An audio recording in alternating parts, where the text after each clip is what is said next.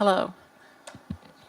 Greetings. Thank you to all of our panelists today, to the UN, to the Permanent Forum. I'm very honored to be here today. My name is Janie Hipp. I'm a citizen of the Chickasaw Nation, one of the many indigenous nations in the United States. I'm going to share some slides with you today, and I can provide them. Many apologies that they are not in your languages, but I have an entire university I can go back home to and see about that. So, but I will leave them and make them available to you. I've been involved in food and agriculture law. I'm a lawyer. Been involved in this work since the early 1980s. So I may be an elder in the room around these issues as a lawyer. I've served under two United States administrations, the Bush administration and the Obama administration most recently. And I was responsible for the national leadership within the United States Department of Agriculture around food and agriculture issues as those related to indigenous peoples within the U.S., tribal governments, and tribal citizens across the U.S. And in that role, I've involved myself with other departments of the federal government on these issues that are at the heart of sustainable development. But if you'll bear with me, I'm going to be talking primarily, actually probably only, about food and agriculture. Those have been a central part of my life for over 30 years. I hold a specialization in food and agriculture law.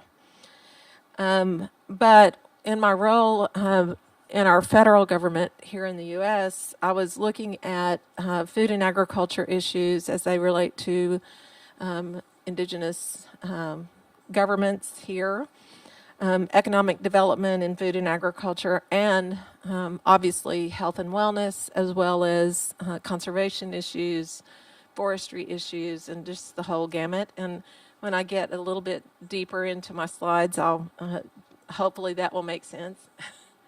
I was also responsible for crafting some important new changes to the tribal consultation policies of the United States Department of Agriculture that began in the first Obama administration and continued on through the second, and interestingly enough, are still being actually utilized in the current administration. Happily, I can report that. So good for now. We'll see. 57 million acres of the land base in the lower 48 states in the U.S. are considered to be a part of what I'm going to say is Indian country, which is a term we use a lot here, and centrally involved in food and agriculture production. So that's 57 million acres. The major omnibus piece of federal legislation that deals with matters around food and agriculture in the U.S. is called the Farm Bill. It's way broader than just farming, as you'll see in just a minute. And as a matter of my own personal experience and professional experience, I've dealt with small landholders, large multinationals, tribal, local, state, and federal governments on these issues, and I've even come to the Permanent Forum before, but it's been a while back, and dealt with international governments on the issues of food and ag policy. And I will readily admit, as many of you in the room are as well, I am a full-blown data nerd. I strongly concur with the opinions I've heard in this room around the need for good data. I constantly see the need for it in my work.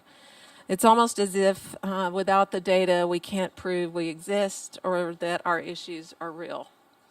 And I see it over and over again. I also see that we also know a lot more about what we're doing in these spaces than we think we do.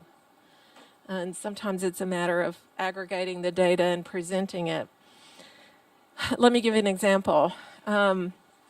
approximately 1/4 of the United States livestock herd of any species, all species, is actually run on Indian land in the United States. Most people don't know that. 1 in 4 native businesses in the U.S. are involved in food and agriculture. And when I go to tribal leadership and I explain that data point to them, even they are shocked. So sometimes we don't know our own data.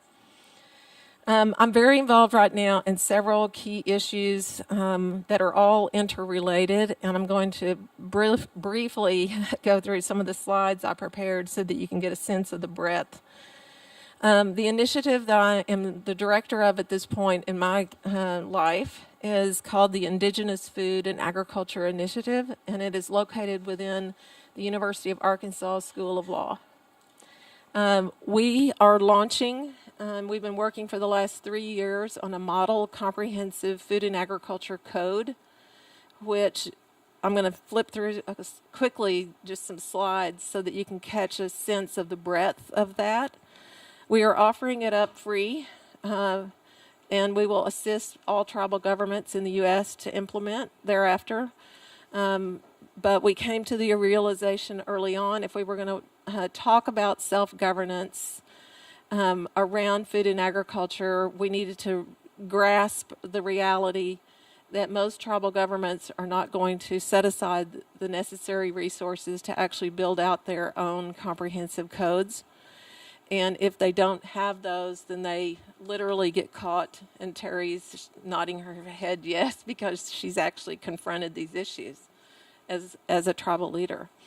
So that's an important project that we're making available to all tribal governments, and perhaps some of you in the room may benefit from that in the future. We continue our work across the U.S. We keep our eye out on food sovereignty activities that are happening literally in every tribe in the U.S. right now has food sovereignty activities underway, and many of you do as well. It's almost hard to keep up. They are developing so quickly. We are engaged in a lot of work with Native youth and developing the next generation of leaders in this room. I would like to see the entire back set of chairs populated by some of the incredible Native youth we see. I promise I won't displace anybody else, but I've got some great high school and early college age Indigenous young leaders here that I'll bring with me next time if I'm invited back. But the reality right now in the U.S. is we are getting ready to watch Congress, which makes me nervous, pass the next farm bill. The next farm bill will cover U.S. agriculture and food policy, including trade and any number of items for the next 5 years. So if our tribal governments are not involved in this farm bill exercise, then we will miss a 5-year window and perhaps longer. And I'll share with you in just a few minutes what we're doing along those lines. Data is terribly important. U.S. tribes, everywhere our land base is a food, what we call, or what has been called a food desert in the U.S., and every single one of those locations is also a credit desert. So if you're a food desert and a credit desert, you have some issues, shall we say, in sustainable development. Getting resources into those places is extremely important. But I have never been so excited to be in this space that we're in right now as I am right now. I've actually never seen so much activity.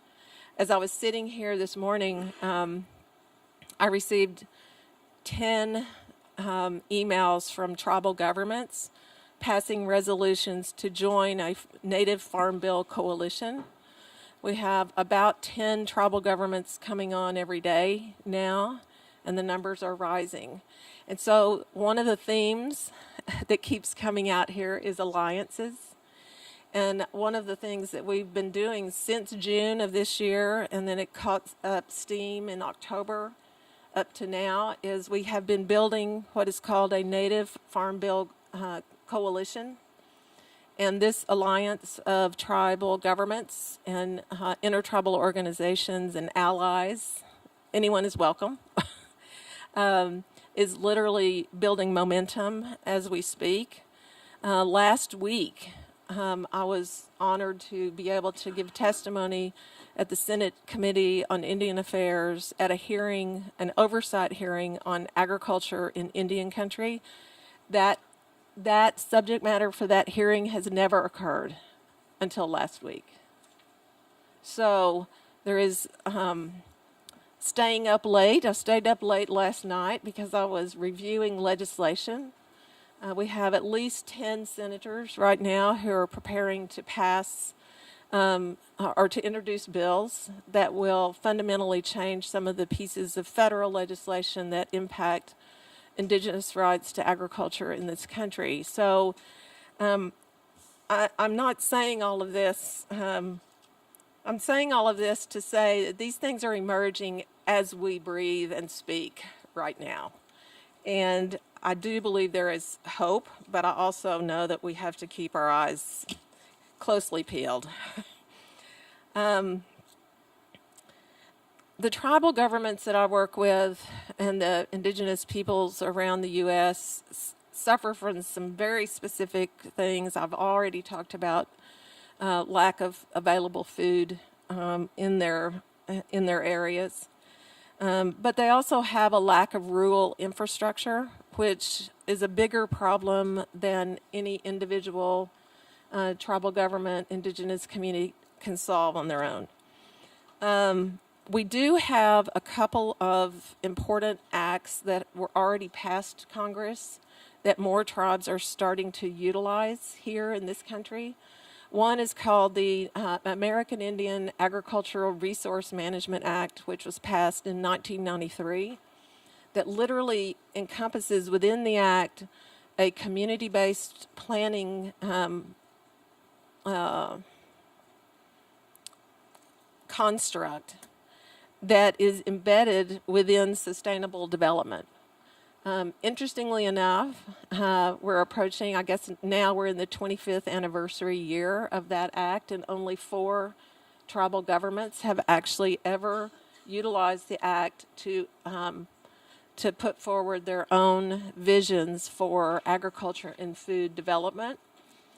The power, and Terry's taking notes, the power of those acts is that once the tribal government does that and the Secretary of Interior signs off on that plan, then the tribe is in the front seat and the federal government is in the back seat for a period of 25 years at a block. So this is an important tool that even our own tribal governments here in the U.S. have underutilized, but I'm seeing a tremendous amount of movement in that area. I do believe in my heart that things happen when they're ready to happen. So I'm just going to briefly go through some slides I did want to share with you, mainly because I love maps. And I'm going to go quickly. There are about 40 some odd slides. You will have access to them. And if you ever have, and I'm going to have help from Brody here. There we go. That report, Regaining Our Future, myself and one of my lawyer colleagues were the primary authors on that report. It was released in June of 2017. It was commissioned by the Shakopee Mdewakanton Sioux community, and they have been the primary supporters of building out the Native Farm Bill Coalition. So it is indigenous-led entirely, but the Regaining Our Future report walks through every single title of the Farm Bill, which is a huge piece of federal legislation, and explains its importance to Indian country itself, what we found by actually doing this report is that we now have U.S. senators and congressmen who and their staff who walk around with the report tucked under their arm with sticky notes and all sorts of tabs on it, asking questions constantly of us. So the importance of actually making these arguments to ourselves, but also making them in such a way that we show our presence in these spaces, had never been done before on the issue of food and agriculture and the Farm Bill itself. And you might ask, why do we focus on the Farm Bill? The reason is that it contains over 10-year periods of time for U.S. expenditures, appropriations, around $1 trillion of potential use that could be used to support our food systems. And we are, and Shakopee and many tribal leaders like Terry, are of the opinion that we don't have the luxury to decide not to participate in that Farm Bill, and we better keep an eye on it and be in it. But we also need the resources to be able to develop our communities appropriately. I also wanted to share with you that website. That is a W.K. Kellogg Foundation study that we did. It was just a glimpse in time, but it also has a lot of examples of food sovereignty work that's happening around various tribes, but it is by no means comprehensive. There's too much to report, literally. But that is the website. You can pick that report up. Every day that I do this work, those are the people I do this for. Those are the Native youth. That's just a glimpse of a few young people. Many areas around the country in the U.S. are wringing their hands because they're so afraid that they're not going to have the next generation of farmers and ranchers and food people, as I call them. And I don't think that we have that problem.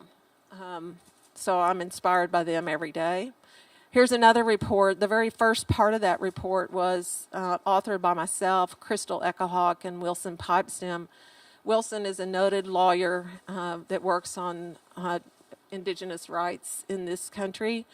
And that report, if you're interested, has some really important policy, historical policy perspectives and explanations around U.S. policy. And I just threw that up there so that you'd have it as a resource. The Model Food and Agriculture Code work that we are doing is sponsored by these organizations, and you'll see that it's a mix of indigenous, non-indigenous foundations. AgwaFund Inc. is a conservation organization. Mazone is a hunger organization. And interestingly enough, the Farm Credit Council is a banking infrastructure that does nothing but rural banking. And so they're supporting the work as well because they see that it is important for tribes in the U.S. not to be invisible in the space of food. So, Brody, this is kind of cutting off, but I'm just going to keep plowing through. These are just some of the code sections. I apologize if this is not in your language. But it is going to be comprehensive. And so as a lawyer, I love to scare people. Sorry. It does come in handy occasionally.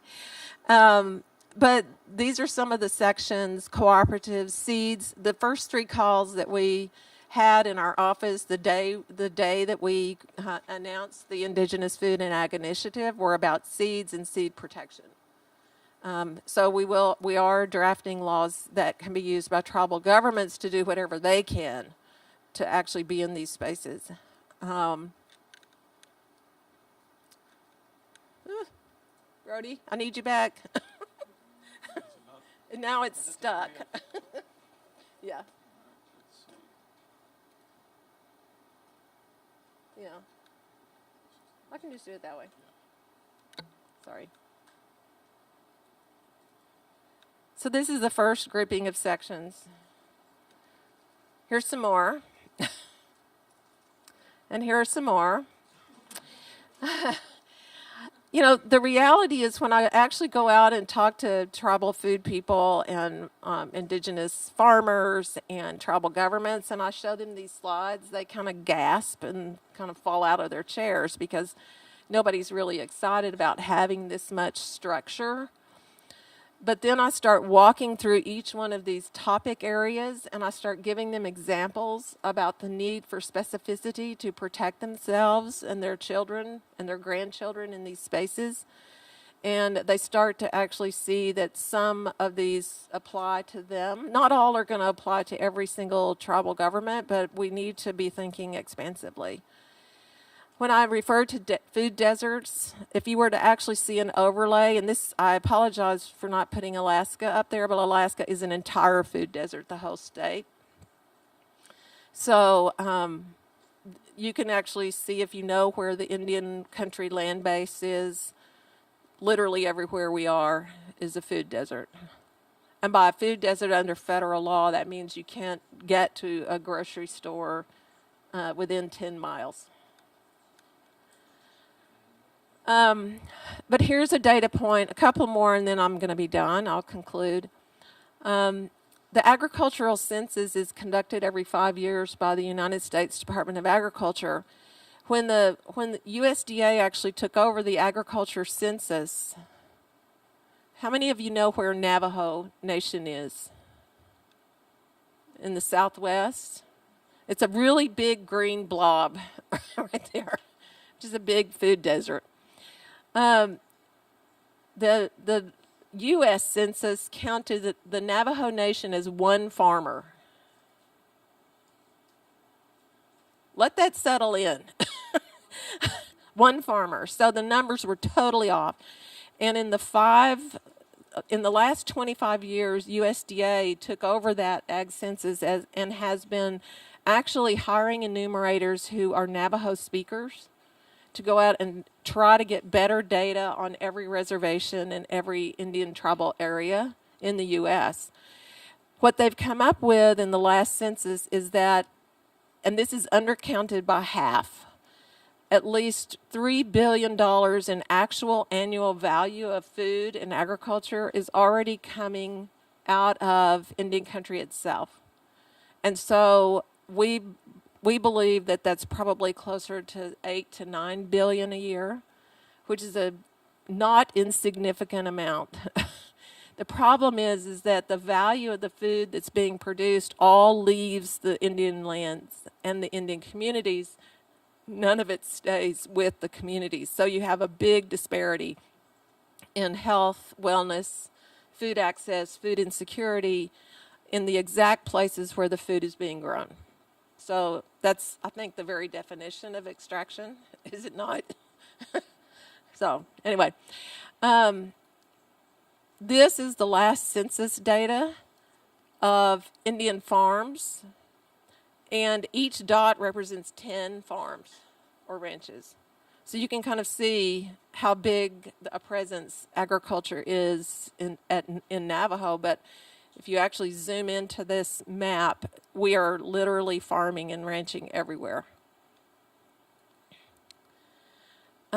Our census data shows that we're about half livestock of some kind and half everything else of the 3 billion.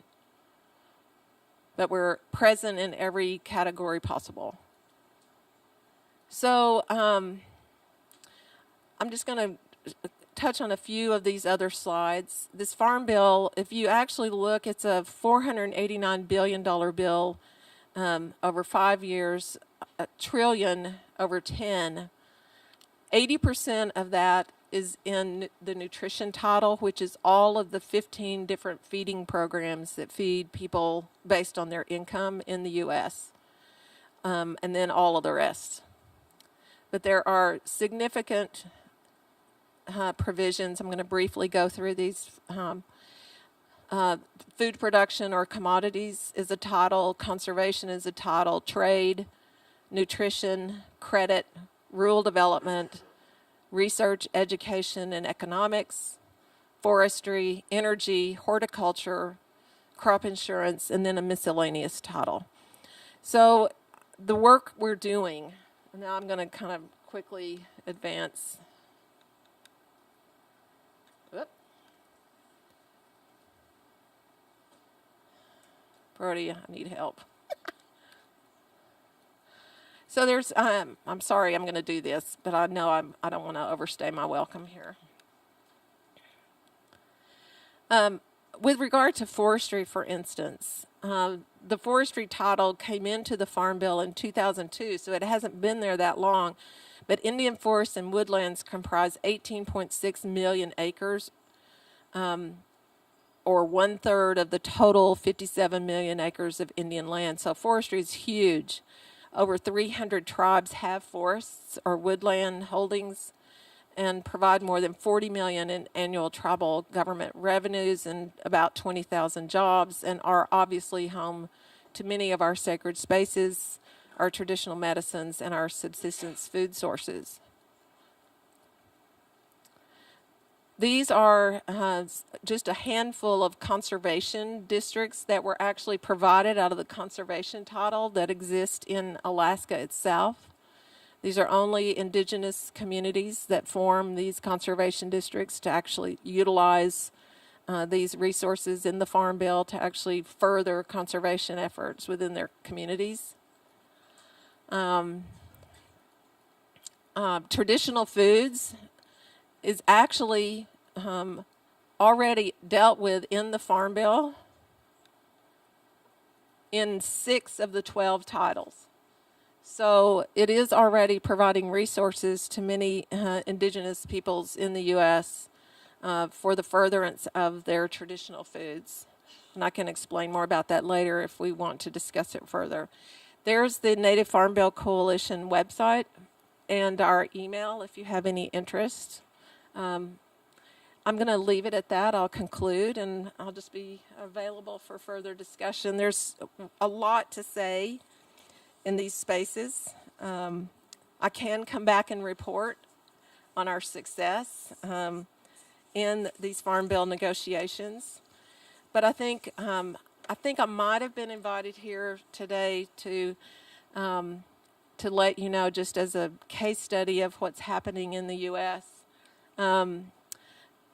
As I said, I've never seen it this active within our indigenous communities around food sovereignty. And I never thought I would see a day, as a lawyer who has specialized in Farm Bill and the USDA and all agricultural laws, when I would receive 10 emails in one morning from tribal governments joining a Farm Bill coalition.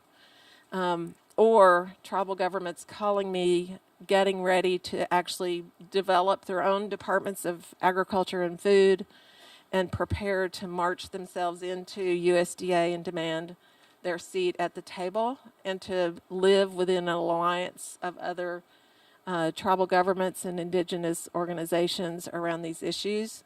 So I'm not planning on retiring anytime soon.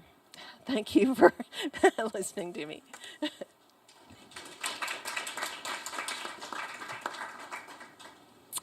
Спасибо, Дженни, за вашу презентацию. И в целом спасибо за вашу многолетнюю деятельность, которая имеет такой прикладной характер и имеет такой практический эффект. И я полностью согласна вот с вашей основной мыслью о важности участия самих коренных народов в законопроектной подготовке законов, в законопроектной работе по тем документам, которые касаются их интересов. Спасибо. У нас еще одна презентация.